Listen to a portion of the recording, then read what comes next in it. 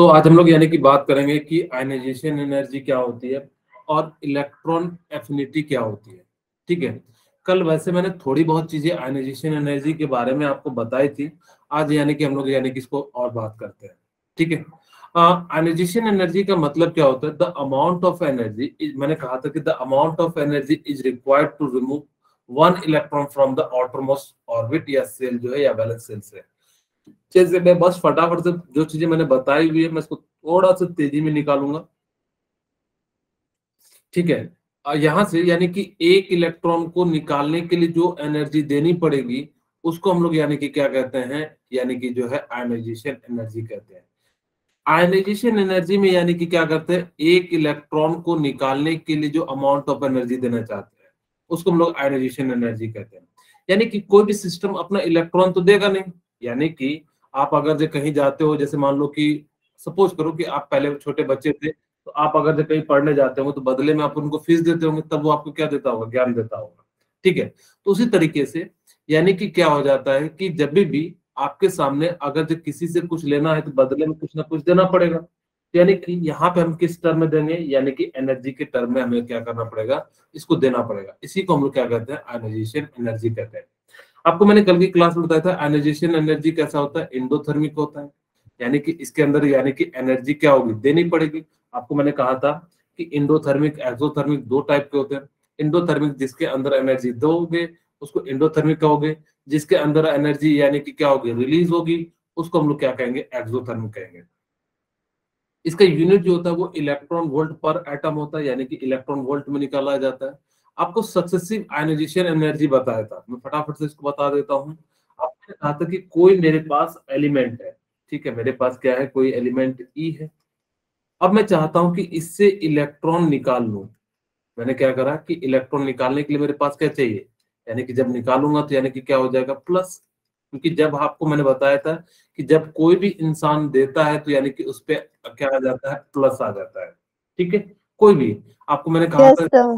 सेठ साहूकार वाला एग्जांपल दिया था कि सेठ साहूकार मैं जैसे मैंने कहा था कि सेठ साहूकार से मैं 5,000 रुपये मांगने गया तो उसने मेरे को उधार दिया, तो वो पॉजिटिव हो गया, मैं क्या हो गया? ऋणी हो गया। इसी चीज को हम लोग क्या कह देते हैं? आयनाइजेशन एनर्जी कहते हैं। इसको फर्स्ट आयनाइजेशन, एक इलेक्ट्रॉन निकाल रहे हैं यानी कि इसको हम लोग क्या कहेंगे? फर्स्ट आयनाइजेशन एनर्जी कहेंगे। ठीक है, अब देखो यानी कि जो है ई प्लस यानी कि क्या हो जाएगा? यानी कि जो है यहां से निकालोगे तो एक और इलेक्ट्रॉन, तो एक और प्लस आ जाएगा। और इसको हमने क्या कहा था? आयनाइजेशन एनर्जी सेकेंड कहा था। उसी प्रकार से यानी कि ई प्लस प्लस से निकालोगे यानी कि क्या हो जाएगा? ई प्लस प्लस प्लस और एक इलेक्ट्रॉन, और यानी कि जो है आयनाइजेशन एनर्जी यानी कि क्या हो जाएगा? थर्ड हो जाएगा। ओके, अच्छा मुझे यस सर। कि किससे इलेक्ट्रॉन निकालना जो है यानी कि मुश्किल होगा? यानी कि थर्ड वाले से आयनाइजेशन फर्स्ट में ज्यादा अच्छा, किससे इलेक्ट्रॉन निकालना सबसे ज्यादा पहले मुश्किल होगा? थर्ड से। सर थर्ड में। ओके, अच्छा सबसे ज्यादा एनर्जी कहाँ पे लगेगी? सर थ्री पे ही लगेगी। Okay, very good. यानी कि आयनाइजेशन एनर्जी जो है सबसे ज्यादा कहाँ लगेगी? थर्ड पे लगेगी। फिर किस पे लगेगी? आयनाइजेशन एनर्जी सेकंड पे लगेगी। आयनाइजेशन एनर्जी यानी कि फिर सबसे कम जो है वन लगेगी। ध्यान से मेरी बात सुनना कि अगर आप खुद सोचो कि मेरे से अगर जो मेरे पास 10 पेन है, ठीक है, यानी कि अगर जो 10 पेन है तो यानी कि आप क्या कर रहे हो कि एक पेन ले लोगे तो यानी कि उतना ज्यादा एफर्ट नहीं करना पड़ेगा। कहोगे सर मेरे को एक पेन दे दो, मैं दे दूंगा। दूसरा पेन मांगने आओगे, अब सर के फॉर्म में मत सोचो, स्टूडेंट के फॉर्म में सोचो। ठीक है, अब यानी कि आप लोग यानी कि मेरे से दूसरा पेन मांगने आओगे तो क्या मैं देना चाहूंगा? क्या नहीं, थोड़ी एनर्जी ज्यादा लगानी पड़ेगी। ठीक ठीक है सत्येंद्र, दे दो पेन, में जो है ये करूंगा, फिर रिटर्न कर दूंगा, इतने दिन में दे दूंगा, ये वो दिस दैट जो है। लेकिन आपने फिर लिया, फिर नहीं दिया, तो तीसरी बार आपको बहुत बहुत ज्यादा एनर्जी जो है आपको जरूरत पड़ेगी। यानी कि इलेक्ट्रॉन क्यों ऐसा हो रहा है, मैं सिंपल रीजन समझाता हूँ कि न्यूक्लियस के पास रहेगा। यानी कि जैसे जैसे यहाँ पे देखो, मान लो कि मेरे पास यानी कि कोई एटम है। अब देखो यानी कि एक इलेक्ट्रॉन निकालूंगा तो पॉजिटिव चार्ज यानी कि न्यूक्लियस का जो इफेक्टिव चार्ज है वो बढ़ जाएगा। अगर इफेक्टिव न्यूक्लियर चार्ज बढ़ जाएगा तो बाकी इलेक्ट्रॉन को क्या करेगा? होल्ड करके रखेगा। यानी कि जैसे जैसे न्यूक्लियस का चार्ज बढ़ते चले जाएगा तो इलेक्ट्रॉन को निकालना क्या होते चले जाएगा? मुश्किल होते चले जाएगा। इस कारण से यानी कि क्या हो जाता है? सक्सेसिव आयनाइजेशन, जितना ज्यादा आप इलेक्ट्रॉन निकालोगे उससे फिर बाद में जो है इलेक्ट्रॉन निकालना मुश्किल होते चले जाएगा। ठीक है, चलिए अब हम बात करते हैं फैक्टर अफेक्टिंग आयनाइजेशन एनर्जी, यानी कि कौन कौन सा यानी कि जो फैक्टर अफेक्ट करता है। पहला फैक्टर होता है वो एटॉमिक साइज होता है, यानी कि अगर देखो आयनाइजेशन एनर्जी जो है ना इनवर्सली प्रोपोर्शनल होता है यानी कि साइज के, यानी कि जिसका जितना बड़ा साइज होगा वहां से इलेक्ट्रॉन निकालना आसान होगा। जैसे कि मान लो ये है मेरे पास दो, मैं जो है ले लेता हूं, मैं यहाँ पे, ओहो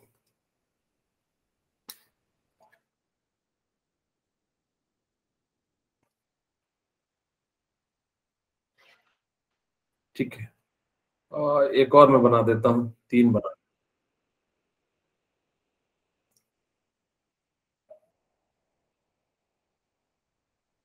ठीक है। अब देखिए यहाँ पे एक इलेक्ट्रॉन रखता हूँ और यहाँ पे भी एक इलेक्ट्रॉन रखता हूँ समझाने के लिए। मुझे बताओ कि ये यहाँ से इसको कौन ज्यादा अच्छे से खींचेगा, यानी कि फर्स्ट वाला खींचेगा या सेकंड वाला खींचेगा। यानी कि बिगर वाले के पास यानी कि फोर्स ऑफ अट्रैक्शन न्यूक्लियस से कम लगेगा। ऐसे समझो कि आप यहाँ पे पापा के पास हो और अब आप पास करके यानी कि आईआईटी दिल्ली पहुंच गए। अब आपको पापा का उतना ज्यादा डर नहीं लगेगा, यानी कि आप आजादी से घूम सकते हो। सेम ये भी होता है कि इसका यहाँ से उतना ज्यादा फोर्स ऑफ अट्रैक्शन यानी कि क्या होता है, नहीं लग पाता है।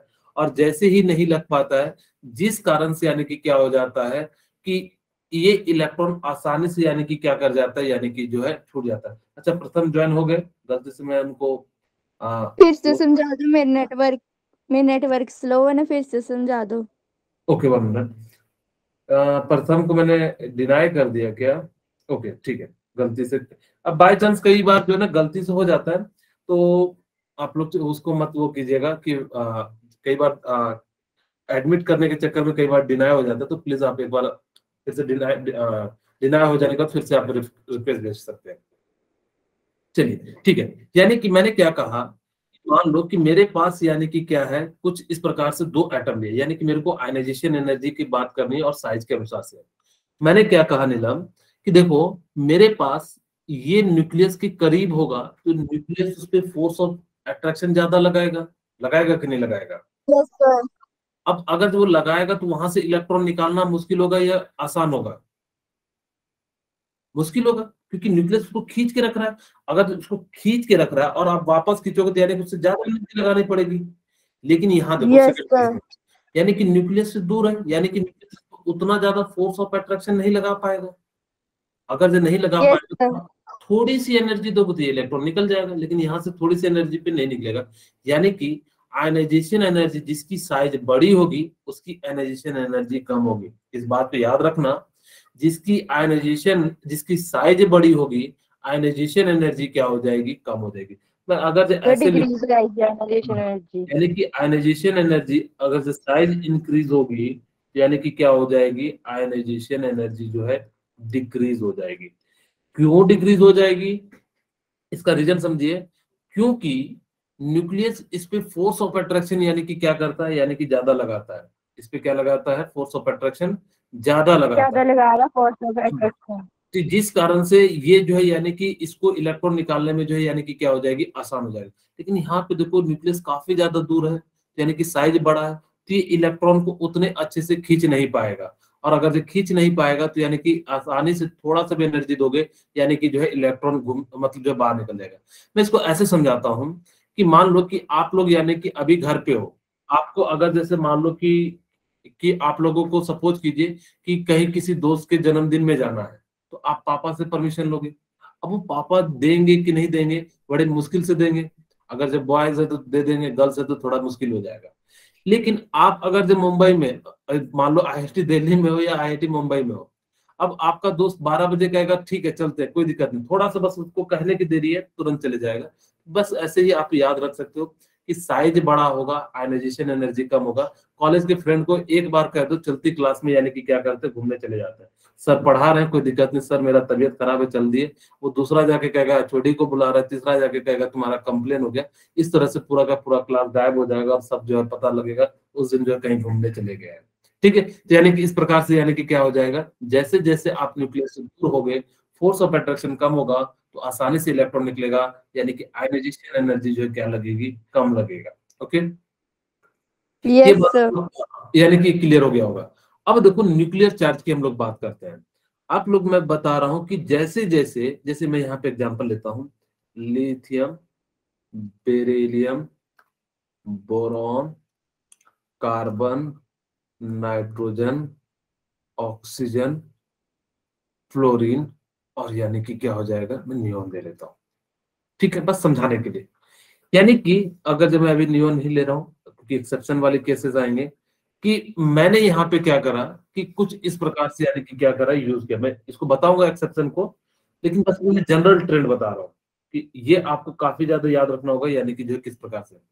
मैंने कहा कि lithium, beryllium, boron, carbon, nitrogen, oxygen और फ्लोरीन जब इस डायरेक्शन में जाते हैं, तो यानी कि ये जेड क्या है, इफेक्टिव न्यूक्लियर चार्ज है। क्या है, इफेक्टिव न्यूक्लियर चार्ज है। ठीक है, यानी कि कैसा है, इफेक्टिव न्यूक्लियर चार्ज है। यानी कि जैसे जैसे इधर की ओर बढ़ोगे तो न्यूक्लियस का फोर्स ऑफ पावर बढ़ जाएगा। अगर जो न्यूक्लियस का फोर्स ऑफ पावर बढ़ जाएगा, वो इलेक्ट्रॉन को खींच के रखेगा। अगर जो वो खींच के रखेगा तो जिस कारण से इलेक्ट्रॉन क्या होगा, निकलेगा क्या, नहीं। अगर जो इलेक्ट्रॉन नहीं निकलेगा तो आपको क्या करना पड़ेगा, ज्यादा एनर्जी देनी पड़ेगी। तो यानी कि इस डायरेक्शन में जाओगे तो यानी कि इफेक्टिव न्यूक्लियर चार्ज इंक्रीज हो जाएगा, और इफेक्टिव न्यूक्लियर चार्ज इंक्रीज हो जाएगा तो आयनाइजेशन एनर्जी क्या हो जाएगा, यानी कि जो है इंक्रीज हो जाएगा। ठीक है, आयनाइजेशन यस एनर्जी सर। क्यों इंक्रीज हो जाएगा, क्योंकि यहाँ पे न्यूक्लियस के द्वारा फोर्स ऑफ अट्रैक्शन जो है यानी कि क्या लगेगा, ज्यादा लगेगा। अगर जो न्यूक्लियस का फोर्स ऑफ अट्रैक्शन ज्यादा होगा तो आपको एनर्जी ज्यादा लगेगी वहां से इलेक्ट्रॉन को निकालने के लिए। मेरे ख्याल से इतनी सी बात क्लियर है। ये जनरल ट्रेंड है, मैं बता रहा हूँ, इसमें एक्सेप्शन बताऊंगा, लेकिन अभी यस सर। इलेक्ट्रॉनिक कॉन्फ़िगरेशन के बाद, यहाँ के बाद में बता दूंगा। आप लोग चिंता मत कीजिए। अगर आपके सामने ध्यान रखना कि ये मोस्ट इंपॉर्टेंट पॉइंट है, कि अगर कभी भी आपके पास हाफ फील्ड और यानी कि क्या आ जाए, फुल फील्ड आ जाए, तो इसकी स्टेबिलिटी ज्यादा होती है। यानी कि हाफ फील्ड में कौन कौन सा आता है, S1, P3, D5, और यानी कि क्या होता है, F7 होता है। ओके, यहाँ पे क्या हो जाता है फुल फील्ड में, S2, P6, D10, और F यानी कि क्या हो जाता है, यानी कि जो है 14 हो जाता है। ठीक है, 14। यानी कि इस प्रकार से हम लोग क्या कर सकते हैं, यानी कि जो है इनको निकाल सकते हैं। ये जो भी हो गए हैं, ये जो है यानी कि क्या होते हैं, यानी कि ज्यादा स्टेबल होते हैं। Half field and full field जो कंपाउंड हो गए, वो ज्यादा स्टेबल हो जाते हैं। अभी मैं जस्ट बताऊंगा कि कैसे जो इसकी स्टेबिलिटी होने के कारण क्या चेंज आता है, और उस पर कितने सारे क्वेश्चन पूछे गए, इसमें हम लोग यानी कि जो बात करेंगे। अगर मैं कहूं पेनिट्रेशन इफेक्ट क्या होता है, यानी कि अगर जैसे मान लो मेरे पास न्यूक्लियस है, मैं पहले जो है एक सिंपल लैंग्वेज में भी समझाऊंगा, पहले बुक की लैंग्वेज समझाता हूं, या मैं सिंपल समझा देता हूँ। एस, पी, डी है, ये एस है, ये पी है, और ये डी है, और ये एफ है। कहता है कि पेनिट्रेशन का मतलब क्या होता है, कि जो इलेक्ट्रॉन न्यूक्लियस की और जितना तेजी से खींच के रखा है, या न्यूक्लियस जिसको जितना अच्छे से होल्ड करके रख सके, उसको हम लोग क्या कहते हैं, पेनिट्रेट करके रखता है। यानी कि बिल्कुल एकदम न्यूक्लियस के करीब हो। अब ये चीजें जो है मैं इसको समझाने का, ये जो है अपनी बुक में लिखा रहेगा कि जो न्यूक्लियस के जितने जो मतलब जो जितना पावर से न्यूक्लियस उसको खींच के रखेगा, उसकी पेनिट्रेशन इफेक्ट उतनी ज्यादा होगी। मैं सिंपल शब्दों में समझाऊं तो, कि जो एटम जितना नजदीक होगा न्यूक्लियस के, वो उसकी पेनिट्रेशन इफेक्ट उतनी हो जाएगी। यहाँ इन्होंने एनर्जी के टर्म में कहा, हमने क्लोजनेस के टर्म में कहा। यानी कि जो एटम जितना क्लोज होगा, उसकी पेनिट्रेशन इफेक्ट क्या हो जाएगी, उतनी ज्यादा हो जाएगी। ठीक है, दूसरी बात, यहाँ ध्यान देने वाली बात ये याद रखना कि जब भी कंपेयर करना ना, तो सेम ऑर्बिट में करना। ऑलवेज कंपेयर, ठीक है, always compare in same orbital. ठीक है, सेम ऑर्बिटल। ऐसा नहीं है कि डिफरेंट ऑर्बिटल में कहोगे सर इसका मतलब क्या है, ऐसा नहीं करना कि 2s को यानी कि 2d से कंपेयर, सॉरी 2d कह रहा हूं, 3s से कंपेयर करना ना। यानी कि आप अगर जब 2 ले रहे हो यानी कि ये भी 2 होना चाहिए, तभी जाके कंपेयर करना। ऐसा नहीं करना कि यानी कि यहाँ पे 3 ले लिए, यहाँ पे 4 ले लिए, तो नहीं कंपेयर करना। यानी कि जब भी कंपेयर करोगे, तो यानी कि जैसे मैं एक एग्जांपल दे देता हूँ, 3s और 4d, यानी कि इसका कोई कंपैरिजन नहीं होगा। जिसमें मैं आपसे पूछता हूँ, मेरे को बताओ 3s, 3p और 3d में किसकी पेनिट्रेशन इफेक्ट ज्यादा होगी? तो 3s में। Very good. यानी कि क्यों? क्योंकि न्यूक्लियस के जितना करीब होगा, क्लोजनेस ऑफ जितना ज्यादा न्यूक्लियस के करीब होगा, वो उतना ज्यादा दूसरे को पेनिट्रेट कर पाएगा। यानी कि सबसे ज्यादा क्या हो जाएगा? ये हो जाएगा। जैसे आपसे पूछा जा रहा, मैं बताना कि मेरे पास यानी कि क्या है, 2s1 है, 2p1 है। बताओ कि किसकी पेनिट्रेटिंग इफेक्ट होगी, कंपेयर होगी या नहीं होगी? पर नहीं होगी। ओके, देखो मैंने कहा कि ये देखना, मैंने ये नहीं कहा कि ऐसा। अगर जब वैसा होता तब तो यहाँ पे भी आप कह देते। हमने क्या कहा, ये देखिए ये सेम है या नहीं है। यानी कि अगर ये सेम होगा, यानी कि दोनों दोनों 2 है, तो दोनों के लिए 2 हो जाएगा। यानी कि यहाँ पे जो है क्या हो जाएगा, इस प्रकार से, यानी कि क्या हो जाएगा, इसका हो जाएगा। आपको पेनिट्रेशन इफेक्ट में सिर्फ 2 बात मेरी याद रखना। क्या याद रखोगे? कि न्यूक्लियस के जो जितना करीब होगा, उसका पेनिट्रेशन इफेक्ट उतना ज्यादा होगा। दूसरा, हमेशा सेम ऑर्बिटल के लिए यानी कि क्या किया जाता है, कंपैरिजन किया जाता है। डिफरेंट ऑर्बिटल के लिए यानी कि जो है कंपैरिजन नहीं किया जाता। अब यानी कि हम लोग यानी कि बात करते हैं अलोंग अ पीरियड, यानी कि जहां पे पहला हम लोग यानी कि जो है हाइड्रोजन और हीलियम, यही हमारे पास है। Yes sir. अब मुझे बताइए कि हाइड्रोजन और हीलियम में से कहां से इलेक्ट्रॉन निकालना मुश्किल होगा?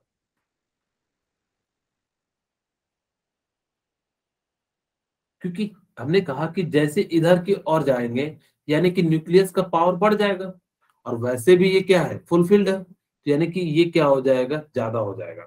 ठीक है, मैं आपके नॉलेज के लिए बता देता हूँ, हीलियम या most ionization ionization energy of element is helium in the periodic table, in the periodic table।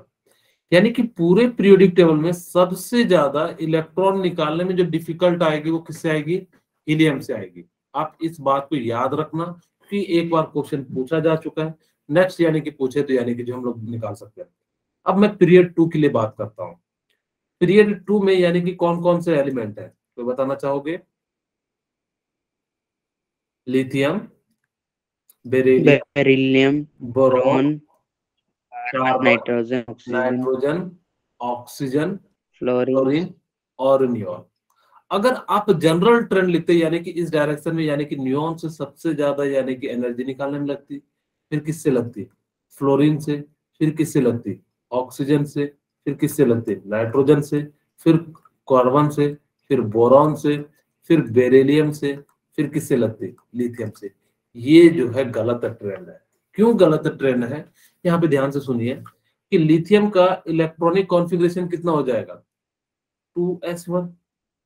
ये कितना हो जाएगा? Yes sir.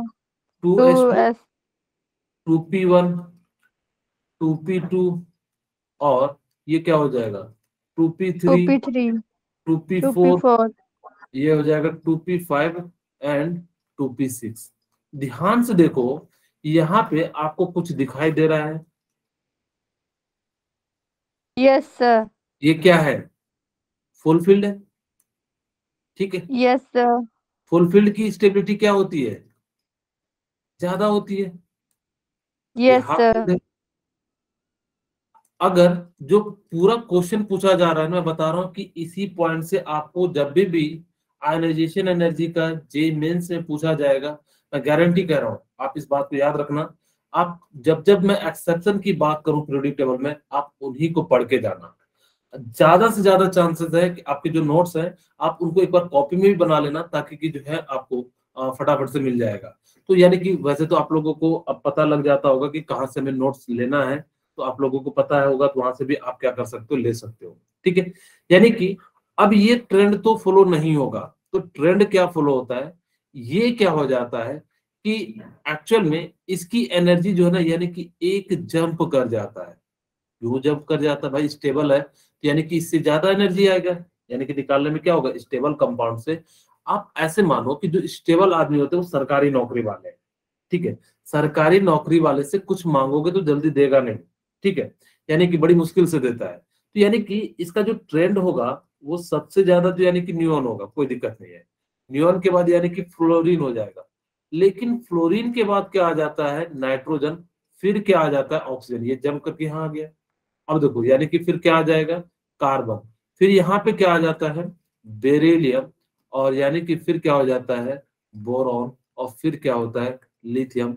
आप इसको VVI करके याद रख लेना, VVI, ठीक है। वेरी वेरी इंपॉर्टेंट क्वेश्चन है ये, आप देखोगे इससे बहुत क्वेश्चन बने हैं।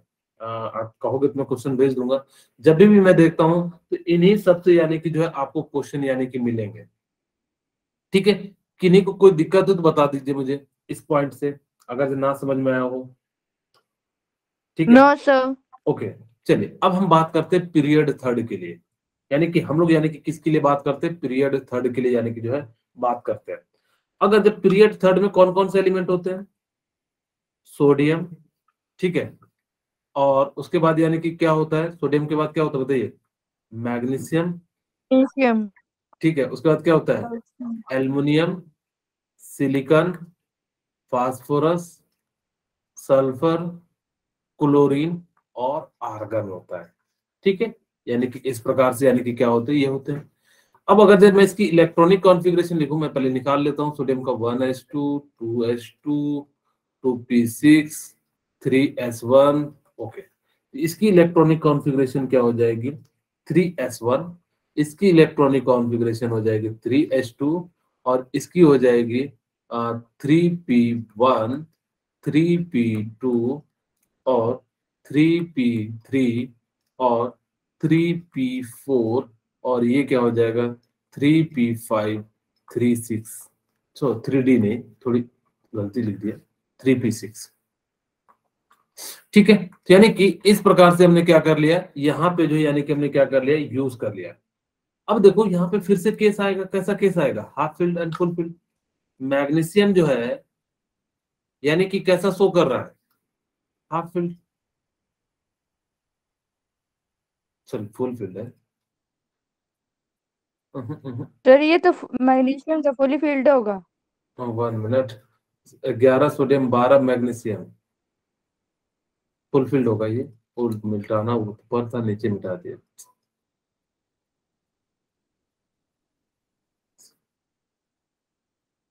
ठीक है, ये क्या हो जाएगा, फुलफिल्ड हो जाएगा, ठीक है। और ये क्या हो जाएगा, इधर गया फास्फोरस, हाफ फिल्ड हो जाएगा, ठीक है। अगर जब पूरी जनता जो लिख रही होगी वो क्या लिख रही होगी, जनरल ट्रेंड, आर्गन का सबसे ज्यादा, फिर किसका लिख रहा होगा, क्लोरीन का, फिर किसका लिख रहा होगा, सल्फर का, फिर किसका लिख रहा होगा, फास्फोरस का, फिर किसका लिख रहा होगा, सिलिकॉन का, फिर किसका लिख रहा होगा, एल्युमिनियम का, फिर किसका लिख रहा होगा, मैग्नीशियम का, फिर किसका लिख रहा होगा, सोडियम का, जो कि ये क्या है, गलत है। तो राइट आंसर क्या हो जाएगा कि आर्गन, आर्गन के बाद क्लोरीन, क्लोरीन लिख लीजिए, ठीक है। बस आपको इतनी सी बात याद रखना कि जहां पे भी आयनाइजेशन एनर्जी और इलेक्ट्रॉन एफिनिटी आ जाए तो वहां पे देखना कि हाफ फील्ड और अगर जो फुल फील्ड है तो बस एक आगे कर देना। इसको मैं यहाँ पे देखो दिखाने के लिए यहाँ पे आगे कर देना, इसको यहाँ पे यानी कि आगे कर देना, और उसके बाद जो यानी कि क्या कर देना, लिख देना क्लोरीन हो गया। क्लोरीन के बाद क्या आ जाएगा, फास्फोरस, फास्फोरस के बाद यानी कि क्या आ जाएगा, सल्फर, सल्फर के बाद क्या आ जाएगा, सिलिकॉन, सिलिकॉन के बाद क्या आ जाएगा, मैग्नीशियम, एल्युमिनियम, और यानी कि जो है सोडियम। ये हमारा जो है राइट ट्रेंड हो जाएगा। आपको मैं कह रहा हूं इन दोनों को आप अच्छे से ध्यान से याद रखना, बस क्योंकि जनरली आपके सामने जब भी क्वेश्चन पूछा जाएगा ना वो इसी से पूछा जाएगा, एक्सेप्शन से यानी कि जो क्या किया जाता है, पूछा जाता है। इसलिए मैं कह रहा हूँ इतना ज्यादा एम्फसाइज दे रहा हूँ आपको, अभी तक मैंने उतनी ज्यादा कहीं पे भी एम्फसाइज नहीं किया था, क्योंकि इन दोनों पॉइंट से करीब करीब मैं देखता हूँ 20-22 बार तो क्वेश्चन पूछे जा चुके हैं। तो कितना ज्यादा इंपॉर्टेंट है। सिर्फ इन्हीं पॉइंट से कभी क्या करेगा, सोडियम, मैग्नीशियम, एल्युमिनियम, सिलिकॉन दे देगा। अब कहेगा सिलिकॉन का सबसे ज्यादा होगा, एल्युमिनियम का, और ज्यादा से ज्यादा जनता क्या मार के आ जाएगी, ये मार जाएगी। और या फिर इसको कह देगा सोडियम का ज्यादा है, इस प्रकार से। लेकिन कोई नहीं सोचता कि इसका जो यहाँ पे एक्सेप्शन का केस है, और यानी कि जब एक्सेप्शन का केस आता है तो यानी कि किस प्रकार से सॉल्व करना है।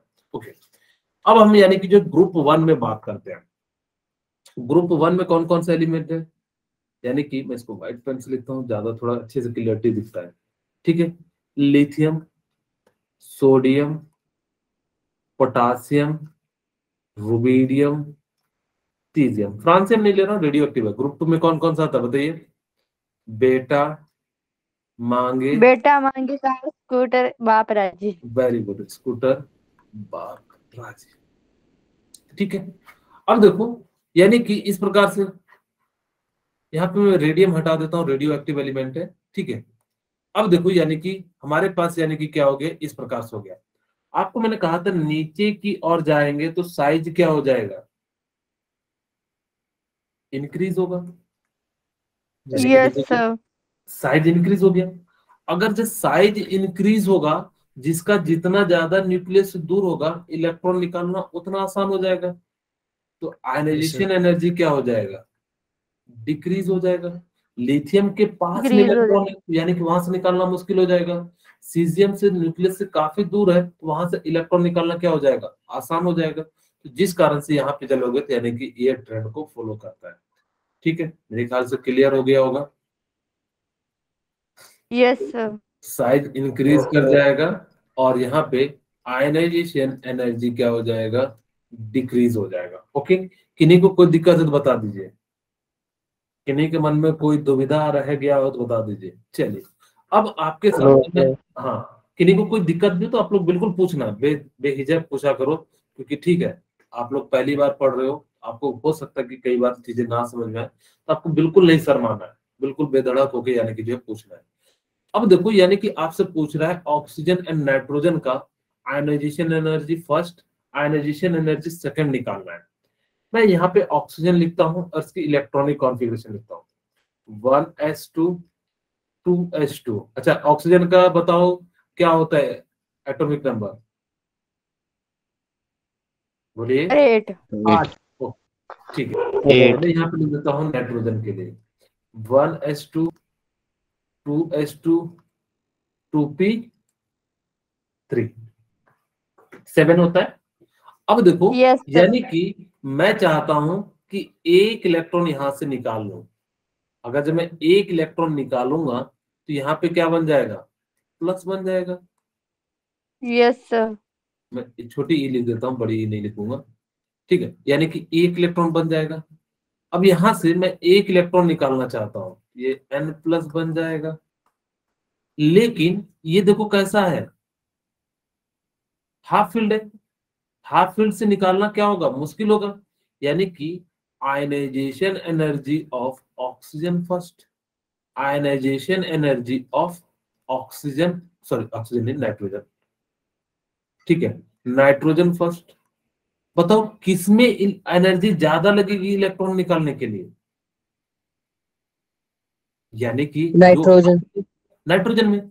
यानी कि आयनाइजेशन एनर्जी जो फर्स्ट होगा वो किसका ज्यादा होगा, नाइट्रोजन का। यहाँ पे मैं अभी चार्ट भी बना दूंगा आप लोगों के लिए।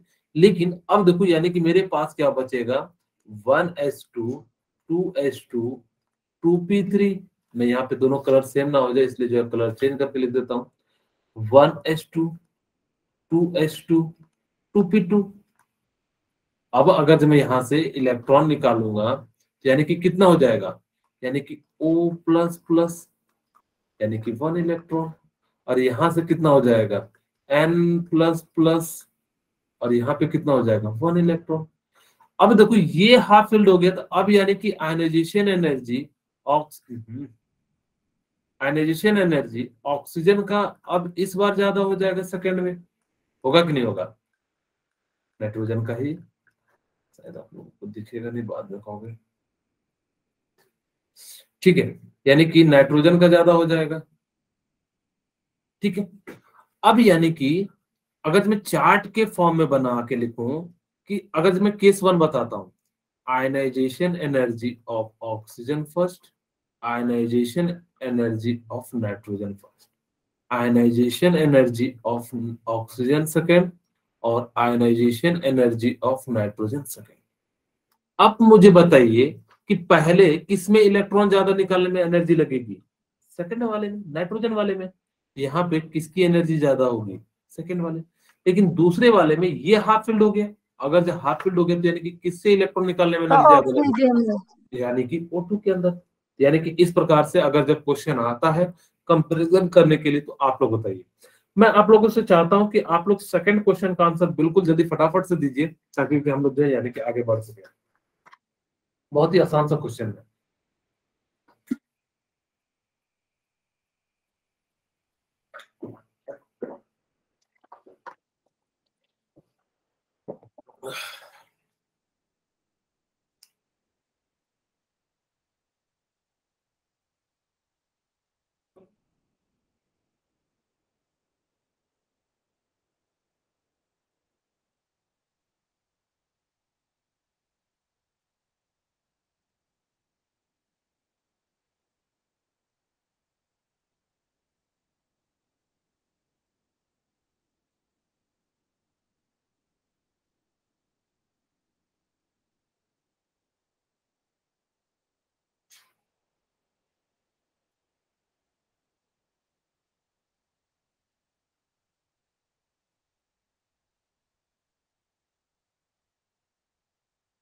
ठीक है, चलिए मैं बना देता हूं। आप लोग काफी समय ले लिए।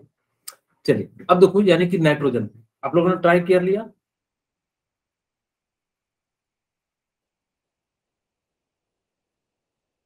आप लोगों ने ट्राई कर लिया ये या नहीं किया? चलिए बोलिए कुछ तो। कर लिए ट्राई। ओके चलिए मैं बनाता हूं, शायद आप लोगों को ज्यादा क्लियरिटी आएगी। 1s2, 2s2 और 2p3 यही होता है। n प्लस का क्या होता है? आप लोगों को प्लस वाला मैंने इलेक्ट्रॉनिक कॉन्फ़िगरेशन सिखाया था, माइनस वाला बोलिए, सिखाया था या नहीं सिखाया था? हाँ, तो यानी कि इसका यूज भी यस सर। करना है। हाँ, अब देखो यानी कि यहां से एक इलेक्ट्रॉन निकालना चाहता हूँ, यानी कि n प्लस बनाना चाहता हूँ साथ में एक इलेक्ट्रॉन। और यहां से भी मैं क्या चाहता हूँ कि एक इलेक्ट्रॉन निकालना चाहता हूँ तो n प्लस। अब बताओ ये हाफ फील्ड है तो यानी कि आयनाइजेशन एनर्जी किसकी ज्यादा होगी? फर्स्ट की, तो नाइट्रोजन। नाइट्रोजन की। यानी कि जो है n यानी कि क्या हो जाएगी? ज्यादा हो जाएगी। कि अब देखो यहाँ पे ध्यान देना कि आप लोग जनरली बच्चे यहाँ पे हाफ फील्ड देख के जो है इसको आंसर मार देते हैं, जबकि आपका आंसर क्या हो जाएगा? ये जो है ये गलत हो जाएगा। तो क्यों? ठीक है, अब कहोगे सर क्यों मेरा गलत हो जाएगा, इसका रीजन क्या है? अरे बेटा, इसके बाद अगर जो इलेक्ट्रॉन निकालोगे तो और ज्यादा यानी कि डिफिकल्ट हो जाएगा। ठीक है, खैर, लेकिन यहाँ पे आंसर जो है आपका बिल्कुल सही है, क्योंकि हाफ फील्ड होता है तो यानी कि आयनाइजेशन एनर्जी जो होती है वो किसकी होती है? फर्स्ट की ज्यादा हो जाती है, नाइट्रोजन की। और कंपेरिजन टू n प्लस में यानी कि आयनाइजेशन एनर्जी जो है कम हो जाती है। लेकिन बाकी जगह पे अगर ये हाफ फील्ड नहीं होता तब तो यानी कि जो है क्या हो जाता, यानी कि आंसर चेंज हो जाता। लेकिन इस केस में यानी कि क्या है, ये हाफ फील्ड हो जाता है तो जिस कारण से काफी ज्यादा स्टेबल हो जाता है। मेरे ख्याल से किन्हीं को कोई दिक्कत है तो बताइए, किन्हीं के मन में कोई दुविधा, कोई शंका तो बता दीजिए, नहीं तो मैं आगे बढ़ जाता हूँ। बाकी बच्चे लोग बताते नहीं है कि समझ में आ रहा है कि नहीं। क्या मुझे समझ में आया?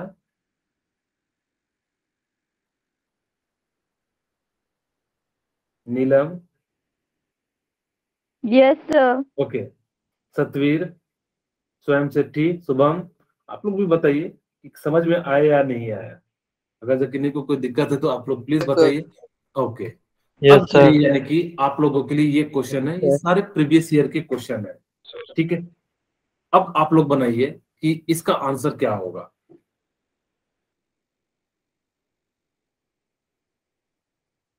एक्चुअली मुझे जिनका नाम आता है मैं उन्हीं का नाम लेता हूँ। सभी का मेरे को नाम मैं जो मेरे साथ बोलते रहते हैं उनका नाम जो है यानी कि याद है।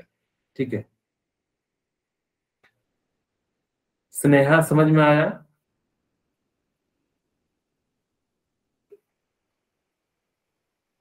बोलिए।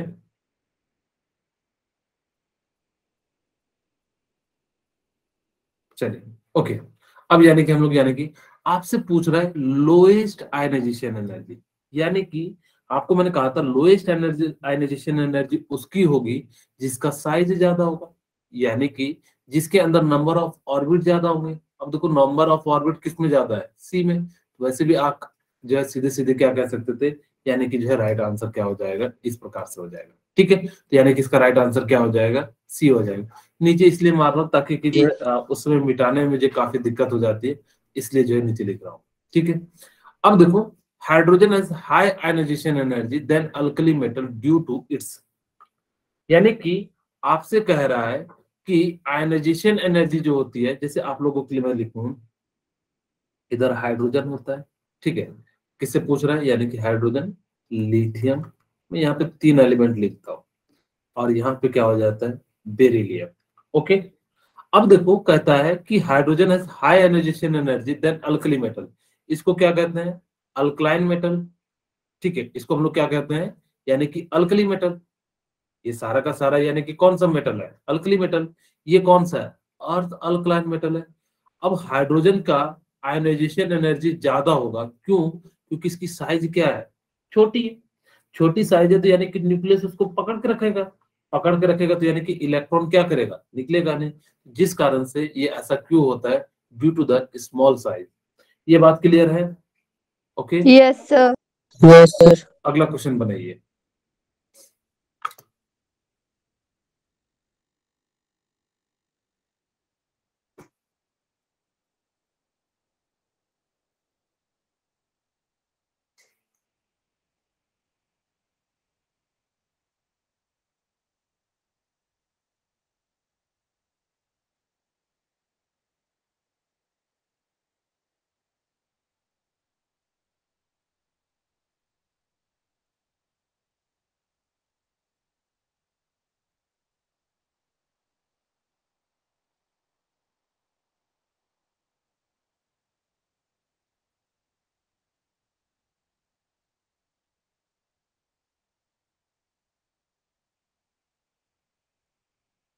चलिए मैं बना दूं, क्योंकि नहीं तो फिर समय नहीं बचेगा मेरे पास।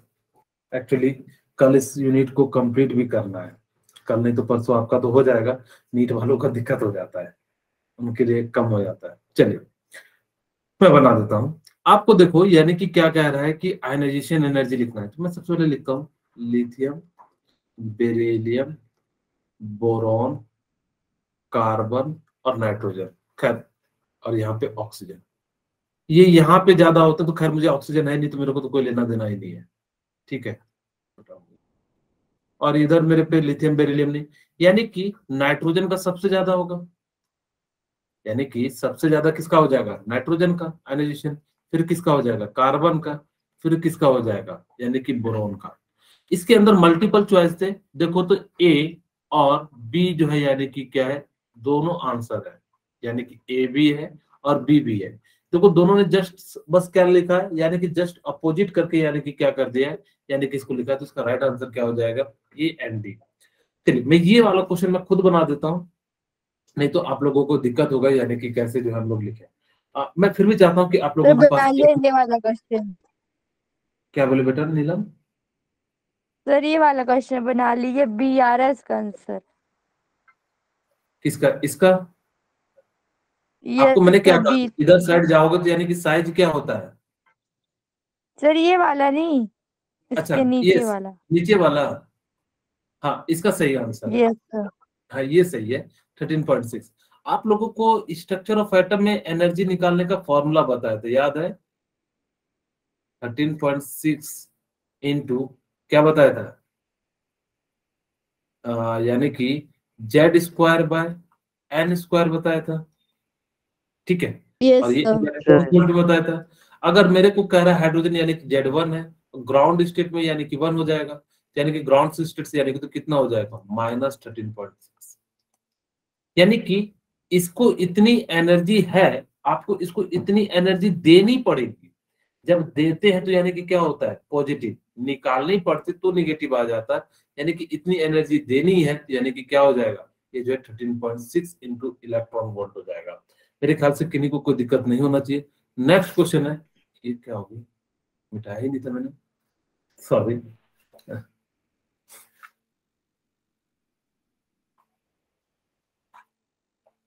सही छूट गया होगा, कई बार जो है छूट जाता है, छोटी छोटी गलतियां होती रहती है। डी, अब इसका जो है लॉजिक बताइए आप लोग, ठीक है, इन दोनों क्वेश्चन को सॉल्व कीजिए।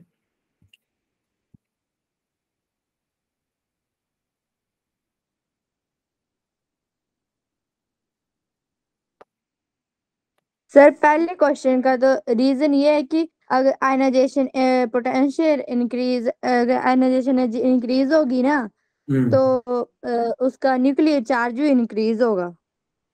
आपसे पूछ रहा है कि correct order of first ionization energy, ionization potential, यानी कि इंक्रीजिंग ऑर्डर में लिखना है, यानी कि जिसका साइज छोटा होगा उसका यानी कि क्या होगा, ज्यादा होगा, ठीक है।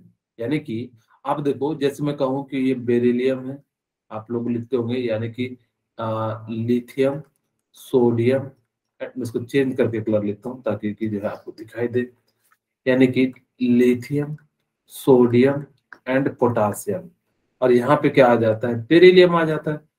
यानी कि जिसकी साइज छोटी होगी उसकी आयनाइजेशन पोटेंशियल एनर्जी क्या होगी, ज्यादा होगी, होगी कि नहीं। यानी कि सबसे ज्यादा तो यस किसकी हो सर। जाएगी, बेरिलियम की, फिर किसकी हो यस जाएगी, सर। सोडियम की, फिर किसकी हो जाएगी, सोडियम। पोटेशियम की, और सबसे लास्ट में जिसका पोटेशियम। साइज बड़ा होता है वहां से इलेक्ट्रॉन आसानी से निकाल सकते हो। इसका राइट आंसर क्या हो जाएगा, डी। ओके, किन्हीं को कोई दिक्कत है तो ये बनाइए।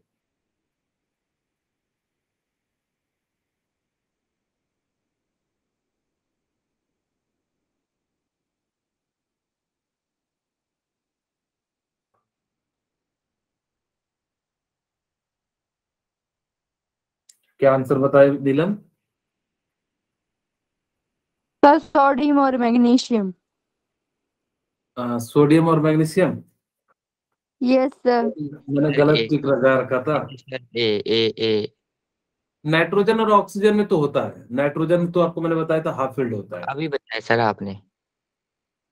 हाँ, मेरे से पूछ रहा है कि which one is not an exception, आपको पूछना बताना है कि कौन एक्सेप्शन नहीं है, नॉट। ये क्या दिया है इस बार, एक्सेप्शन नहीं पूछ रहा है, वो क्या पूछ रहा है, नॉट। तो आपको बताना है कौन जो है यानी कि एक्सेप्शन नहीं है। चलिए, सर तो खैर ए ये तो ही आपको, होगा। हाँ? सर तो ए ही होगा। क्या नाइट्रोजन और ऑक्सीजन एक्सेप्शन नहीं है। सर है। सर अब देखो, हैं। नाइट्रोजन का तो है ना, ठीक है। अब बेरिलियम बोरॉन का है। अब यानी कि सोडियम और मैग्नीशियम और यस एल्युमिनियम में है। देखना है। चलिए, यानी कि इसका इलेक्ट्रॉनिक कॉन्फ़िगरेशन निकालता हूं, यानी कि इसका कितना हो जाएगा, 3s1, इसका कितना हो जाएगा, 3s2, 3s2। अब मैग्नीशियम का कितना हो जाएगा, 3s2, 3s2। और ये कितना हो जाएगा, यानी कि एल्युमिनियम 13, 3p, 3p1, ठीक है। यानी कि इस प्रकार से यानी कि 13 हो जाएगा। अब देखो, सोडियम एंड मैग्नीशियम में वैसे भी मैग्नीशियम का ज्यादा होता है, अब क्योंकि आप इस डायरेक्शन में चलोगे, ठीक है। यानी कि हमने कहा कि जब इस डायरेक्शन में चलते तो आयनाइजेशन एनर्जी होगा, लेकिन यहाँ पे यानी कि एल्युमिनियम से जंप कर जाता है, बेरॉन इस पे जंप कर जाता है, नाइट्रोजन ऑक्सीजन से जंप कर जाता है, लेकिन ये जो है यानी कि क्या करता है, यानी कि जंप नहीं करता है, जिस कारण से ये तो वैसे भी एकदम बिल्कुल सीक्वेंस में ही चल रहा है, सोडियम के बाद मैग्नीशियम का होना चाहिए, और वैसे एक्चुअल में होता भी है, तो यहाँ पे ये जो है एक्सेप्शन नहीं है। अब चाहो वापस मैं अपने जो है आपको टेबल दिखाता हूँ, बहुत आगे बढ़ गए ना, ठीक है, कहाँ चले गए? देखो, हमारे पास यहाँ वाला है, देखो, यानी कि आपके पास यानी कि क्या है, कि हमारे पास यानी कि जो है आर्गन है, सोडियम है, मैग्नीशियम है, ठीक है। यानी कि ये जस्ट वैसे भी इसके आगे ही आ रहा है, देखो मैग्नीशियम और सोडियम में जस्ट क्या आ रहा है, इसके आगे ही तो आ रहा है, भले इसके मुझे सोडियम और मैग्नीशियम में चाहिए, यानी कि मैग्नीशियम का तो वैसे भी ज्यादा है सोडियम से, तो यहाँ पे तुम्हारे पास कोई भी जो है यानी कि परफेक्ट वो नहीं है, तो जिस कारण से इसका राइट आंसर क्या हो जाएगा, यानी कि जो बी हो जाएगा। ओके, किन्हीं को कोई दिक्कत हो तो बता दीजिएगा, आगे बढ़ जाए। ठीक है, अब यानी कि हम लोग यानी कि बात करते हैं इलेक्ट्रॉन एफिनिटी की। इलेक्ट्रॉन एफिनिटी का मतलब क्या होता है, कोई बताना चाहेंगे कि इलेक्ट्रॉन एफिनिटी का मतलब क्या सर होता है? आयनाइजेशन एनर्जी को इलेक्ट्रॉन एफिनिटी बोलते हैं। किसको बोलते हैं? चलिए मैं बता देता हूँ। Sir ionization energy. ओके, मैं बताता हूँ, फिर आप लोग को समझ में आ जाएगा। मैंने कहा था आयनाइजेशन एनर्जी में कि the amount of energy required to eject electron from the outer most shell of any atom, या गैसियस एटम या आइसोलेटेड एटम, जो भी आपको कहना। यानी कि जब आप एनर्जी दे रहे हो तो आयन में कन्वर्ट करने के लिए उसको हम लोग क्या कहते हैं, आयनाइजेशन एनर्जी कहते हैं। ठीक है, इसे सुना, मैं दोनों का डिफरेंस समझा रहा हूं, फिर यानी कि जो है आपको दोनों के अंतर मैं बताऊंगा। कि आयनाइजेशन एनर्जी का मतलब होता है कि आपको एक इलेक्ट्रॉन निकालने के लिए जो एनर्जी देनी पड़ेगी उसको हम क्या कहते हैं, आयनाइजेशन एनर्जी कहते हैं। इलेक्ट्रॉन एफिनिटी का मतलब क्या होता है, एक इलेक्ट्रॉन उसको ऐड करने के लिए जो एनर्जी देनी पड़ेगी उसको हम लोग क्या कहते हैं, इलेक्ट्रॉन एफिनिटी कहते हैं। तो थोड़ा सा अंतर है, फिर से ध्यान से सुनना।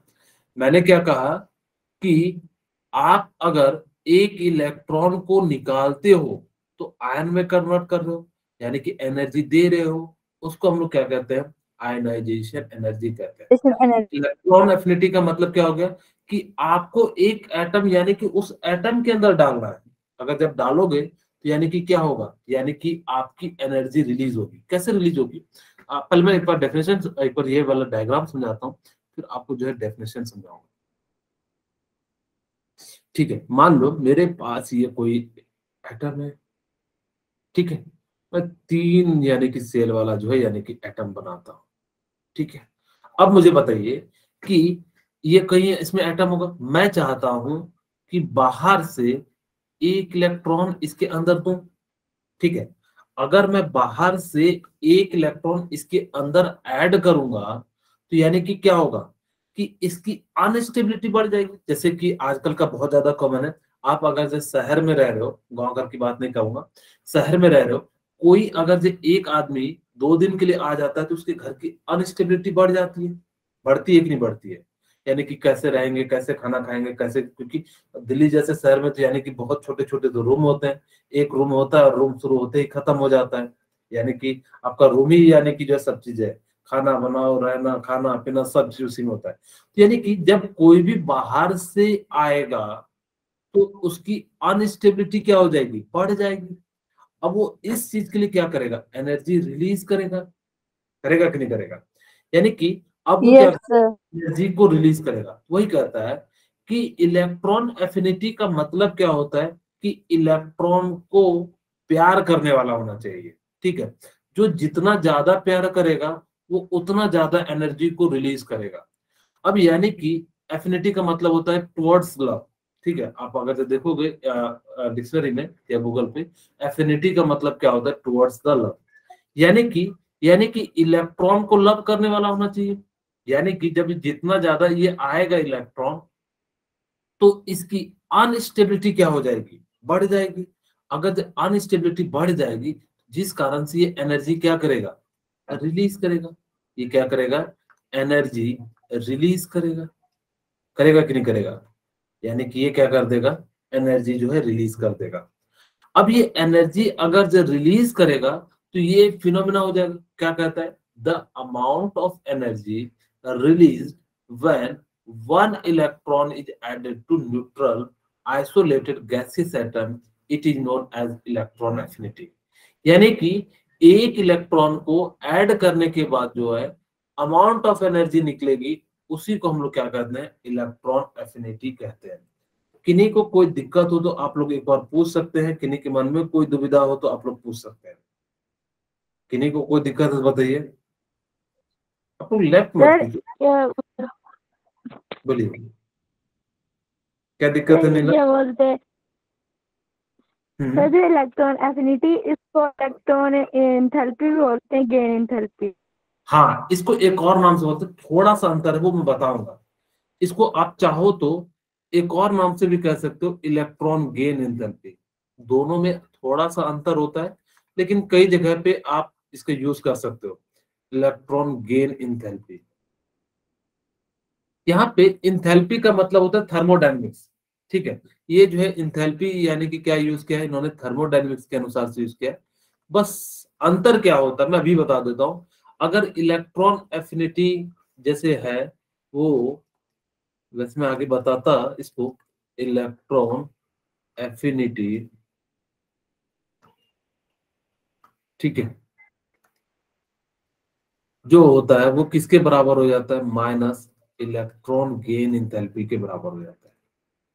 बस और कुछ अंतर नहीं है, बस साइन का यानी कि क्या है, यानी कि जो है अंतर रहता है, ठीक है। Electron gain enthalpy